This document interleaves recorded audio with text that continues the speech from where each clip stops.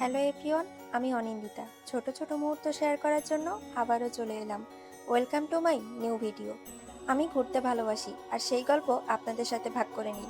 এই জার্নিটা শুধু একটা ভ্রমণ নয়, এটা আমার জীবনের সবচেয়ে সুন্দর এক অভিজ্ঞতার দিকে যাত্রা। আর আমার সেই অভিজ্ঞতার জার্নিতে আপনাদেরকেও আমন্ত্রণ জানাই। চলুন আপনারাও সাক্ষী হন আমার এই গল্পের। হাওড়া রেল স্টেশন, এখান থেকেই শুরু হলো আমাদের যাত্রা। ভারতের অন্যতম প্রাচীন এবং ব্যস্ততম রেল স্টেশন এটি। এখানে 23টি প্ল্যাটফর্ম রয়েছে, রোজ হাজার হাজার যাত্রী এখান থেকে যাতায়াত করে। আমরা এই প্রথম হাওড়া রেল স্টেশনে এসেছি। চারপাশ ঘুরে দেখলে চোখে পড়ছে শুধু মানুষের ভিড়। তখন ঘড়িতে সময় সন্ধ্যা 7টা। 9 নম্বর প্ল্যাটফর্মে আমাদের ট্রেন এসে পৌঁছেছে, তাই তাড়াতাড়ি করে আমরা নির্দিষ্ট বগিতে এসে উঠে পড়লাম। এই ঘুরতে যাওয়ার জন্য আমাদের আগে থেকে কোনো প্ল্যানিং করা ছিল না, তাই অনেক আগে থেকে আমাদের টিকিট বুকিং করাও ছিল না। হঠাৎ করে ইচ্ছা হলো আমরা যাব। যেই ভাবা সেই কাজ, খুঁজতে শুরু করলাম ট্রেনের টিকিট। যাত্রার একদিন পূর্বে আমরা তৎকাল টিকিট চেক করলাম এবং ভাগ্য ভালো থাকার কারণে আমাদের টিকিট কনফার্ম হলো। তবে একটু সমস্যা হলো, আমাদের একটা টিকিট কনফার্ম হয়েছিল আর অন্যটা আরএসি, ফলে একটা সিটে দুজনকে ভাগ করে যেতে হবে। তবে সিটগুলো বেশ বড় বড় থাকায় আমাদের কোনো সমস্যাই হয়নি। ঠিক সন্ধ্যা 7:15-তে আমাদের ট্রেন ছেড়ে দিল। সারাদিন ভিড়ভাট্টা ঠেলে দুর্গাপূজা দেখেছি আর সন্ধ্যার সময় ট্রেনে উঠেছি, তাই আমরা এসিতে টিকিট করেছিলাম। আমরা টিকিট পেয়েছিলাম থার্ড এসিতে, আর পার টিকিটের দাম পড়েছিল 1400 টাকা। ট্রেন থেকে আমরা রাতের খাবার অর্ডার করে দিয়েছিলাম, সেটাই চলে এসেছে।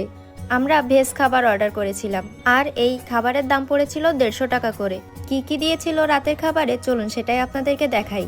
এখানে ছিল ভাত, 2 পিস রুটি, ডাল, সবজি, পনিরের তরকারি, একটা আচার এবং একটা মিষ্টি। প্রথমে ভেবেছিলাম ট্রেনের খাবার কেমন হবে না হবে, কিন্তু সত্যি খুব মজা ছিল।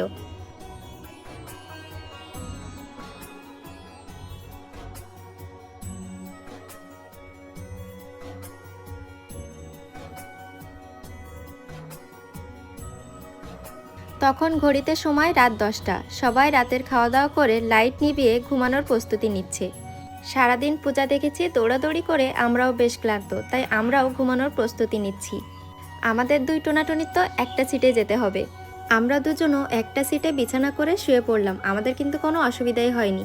কাল সকালে আমরা পৌঁছাবো এক নতুন শহরে, যেখানে ভাষা আলাদা, খাবার আলাদা, আর আশেপাশে নেই কোনো আত্মীয় স্বজন।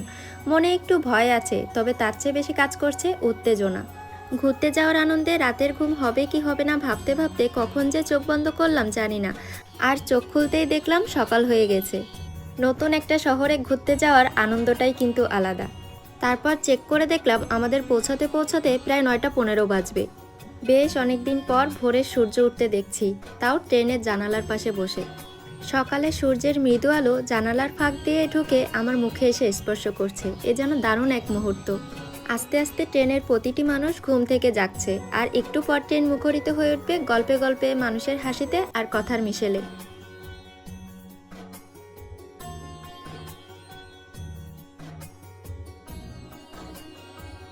সকাল হতেই ট্রেনে চলে এলো চা কফি। আমরা দুজন 2 কাপ কফি নিয়ে নিলাম। আমরা দুজন 2 কাপ কফি নিয়ে জানালার পাশে বসে বসে বাইরের সৌন্দর্য উপভোগ করছি, আর নিজেদের মধ্যে ঘুরতে যাওয়ার শেষ মুহূর্তের কিছু প্ল্যানিংও করে নিলাম। রোজকার এই একঘেয়েমি জীবন থেকে মাঝে মাঝে ঘুরতে বের হলে নিজেদের মধ্যে সম্পর্কটাও যেন আরও গভীর ও সুন্দর হয়ে ওঠে।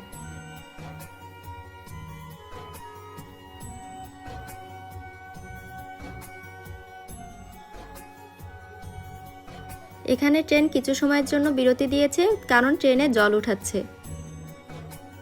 আর মাত্র কিছুক্ষণের অপেক্ষা, আমরা চলে এসেছি আমাদের গন্তব্যের কাছেই। অনেক তো গল্প করে ফেললাম, কিন্তু কোথায় যাচ্ছি সেটাই তো এখনো বলা হয়নি। আমরা এসেছি বেনারসে, মহাদেবের শহরে, যেখানে প্রতিটি কোণে ইতিহাস আর আধ্যাত্মিকতার ছোঁয়া রয়েছে। আমরা এখন আছি কাশীর স্টপেজের ঠিক আগে। গঙ্গার উপর দিয়ে ব্রিজে ট্রেন ছুটে চলেছে। ট্রেনের জানালা দিয়ে দেখা যাচ্ছে গঙ্গার ওপারে একটি শহর। এটি হলো কাশী বা বেনারস, আর এটি আমাদের গন্তব্য। শহরটা দেখা মাত্রই মনে হচ্ছে কোনো এক অদ্ভুত চমক শরীরের মধ্যে ছড়িয়ে পড়েছে। গতকাল সন্ধ্যা 7:15-তে ট্রেনে উঠেছিলাম, এখন বাজে সকাল 9:15। মোট 14 ঘন্টা জার্নি শেষে আমরা নামলাম বেনারসে। ইন্ডিয়ার ট্রেনে এই প্রথম আমি এত দীর্ঘ যাত্রা করলাম, আর সেই গল্পটাই আপনাদের সঙ্গে শেয়ার করলাম।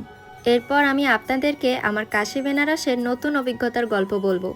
ট্রেন থেকে নেমে স্টেশনের বাইরে আসলাম। এখানে সামনে অনেক অটো, টোটো, গাড়ি দাঁড়িয়ে আছে।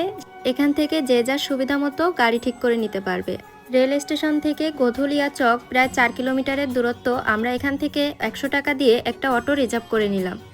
বেনারসের সবথেকে ব্যস্ত এবং পরিচিত চত্বর হলো এই গোধুলিয়া চক। শহরের বাজার, হোটেল, রেস্তোরাঁ এবং এখান থেকে প্রায় বেনারসের সব ঘাট, মন্দির এবং শহরের প্রধান স্থানগুলোতে সহজে পৌঁছানো যায়। গোধুলিয়া চক থেকে একটু এগোতেই আমরা বেনারসের সেই অলিগলি রাস্তায় ঢুকে পড়লাম।